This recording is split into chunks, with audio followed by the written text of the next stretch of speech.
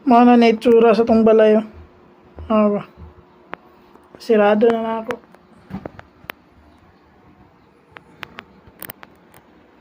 Ang saludo. Sa amin no glass. Then tanong atong sa nipaw. Kuya ko na ako.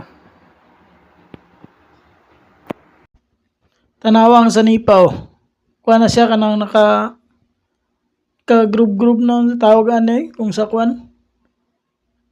Kasagara sa katong ginabuhat na ako sa mga balay nag-una kay plain ra. Karon na natay design. Muna po na nadugang sa tambag. Kini mo na yung likod sa balayo. Oni. Naka-glass siya para makita tong kwan. Then kana una trasis akong gibot nga ano kanang sintraboard kanang ga diamond kana para mo po na mag-eskwela dia nga ma-street ang sanipa. Then isa purpose ana malig-on pod maghinawira sila. Kay ang atop diya naman patong dayon. Muna na siya. Ready na kayo sa para atop patong lang sa atop ana layout pa ta. Din kini nga time akong gitan-aw bay kay medyo hiwi gid ang atop.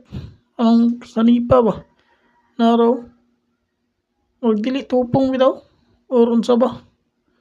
Kini diri nga time kanang magbuhat ka og balay mo ni sabay nga sige ni magtan-awon kung hiwi sa sunod buhaton basta walay plano. Walay drawing, walay kwan bitaw. Halos may isa ka oras yung tan-awan na ba?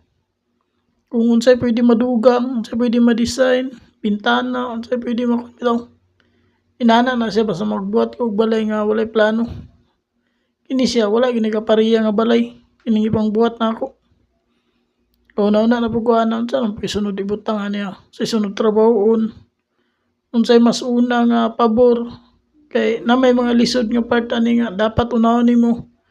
Kaya ka mo proceed sa sunod bitaw. Muna imo ginatanawon daan. Mas maayo kung sa layo makita gini mo ang detail sa balay.